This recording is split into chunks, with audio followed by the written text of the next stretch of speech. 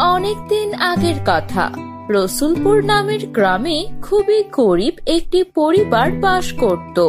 সেই পরিবারের সদস্য ছিল জামান, রহিমা ও তাদের মেয়ে কাজল।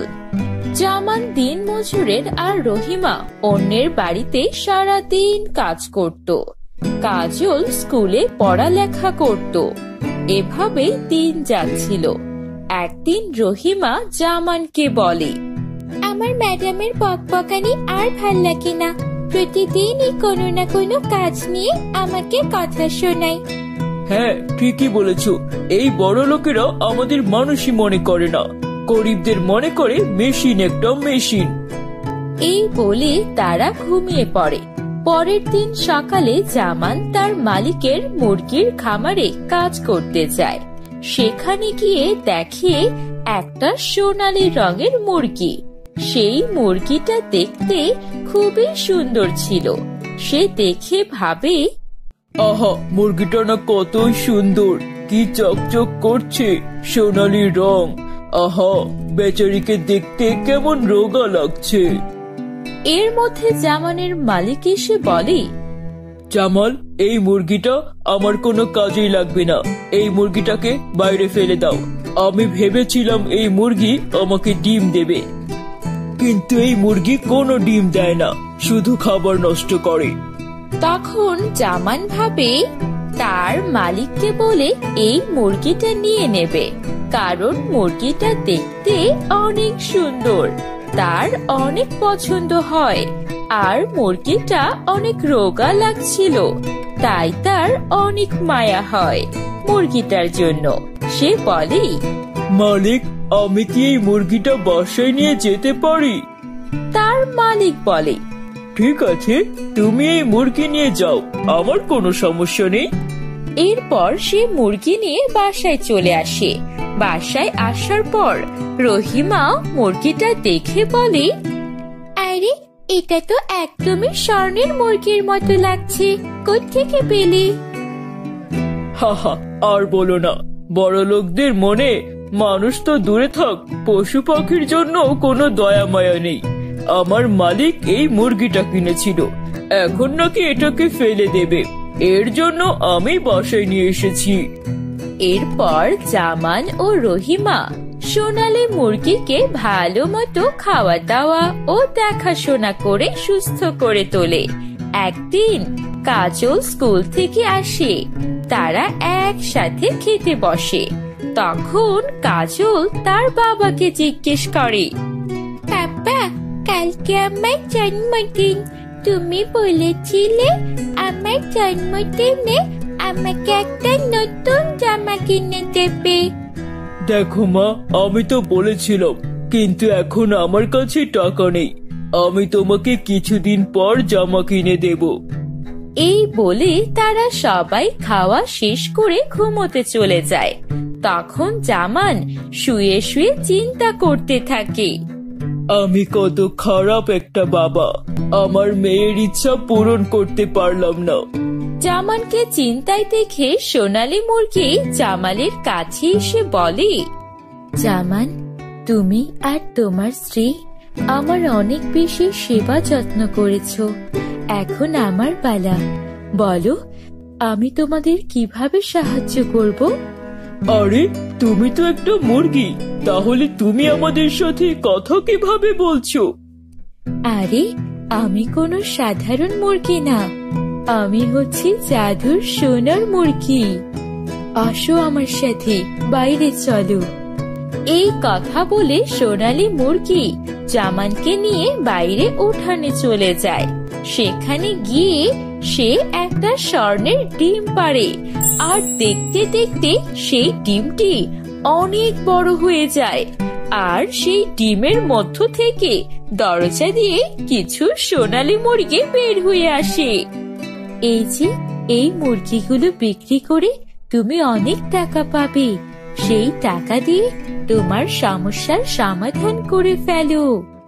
এই কথা শুনে জামান অনেক খুশি হয় এবং মুরগিগুলো নিয়ে বাজারে বিক্রি করে আর অনেক ভালো টাকা পায়।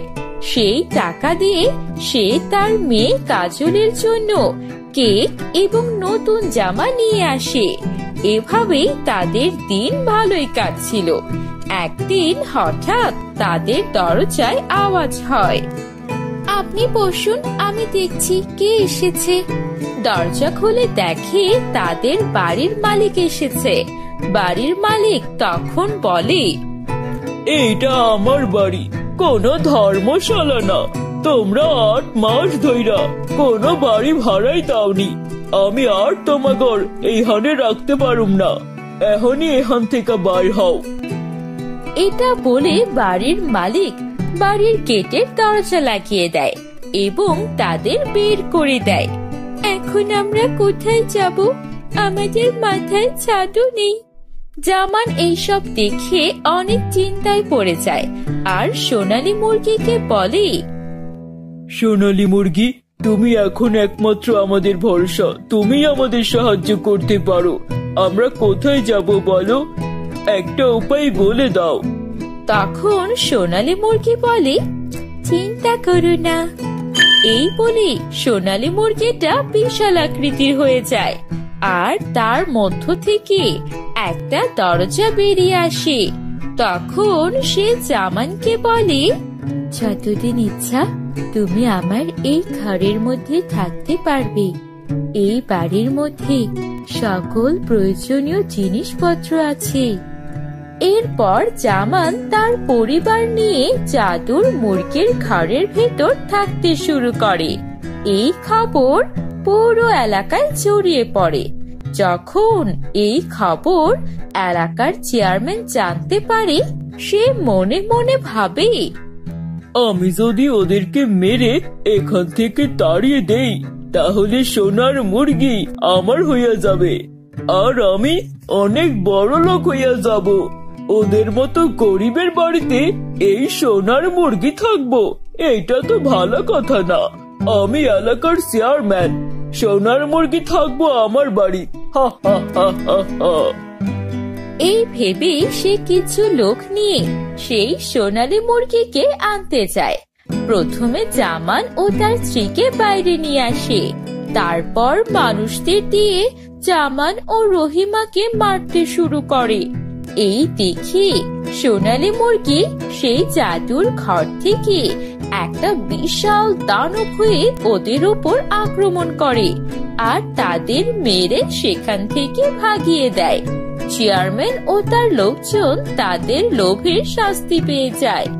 জামান সোনালী মুরগিকে বলে, তুমি আবারও আমাদের অনেক বড় উপকার করলে।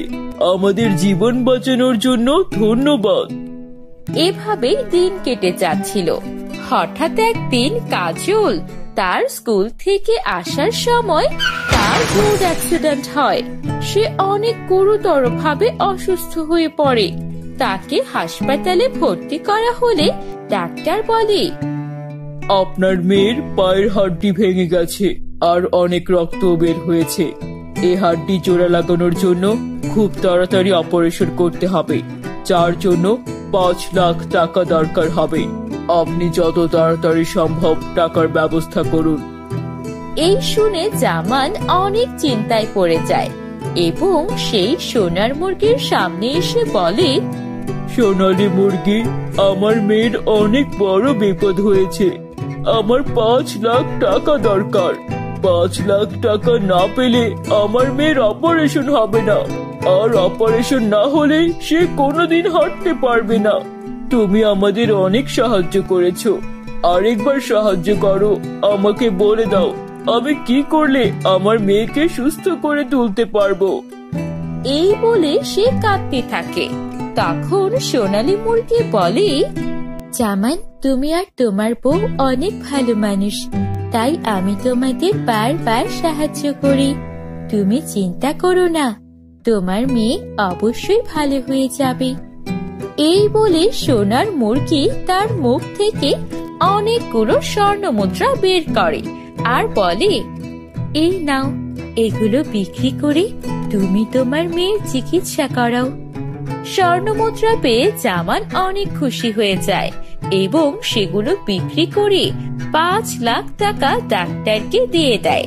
এরপর কিছুদিনের মধ্যেই সুরভি ও তার পায়ে হাঁটতে শুরু করে এবং তারা সুখে শান্তিতে সেই জাদুর সোনার মুরগির ঘরে বসবাস করতে থাকে।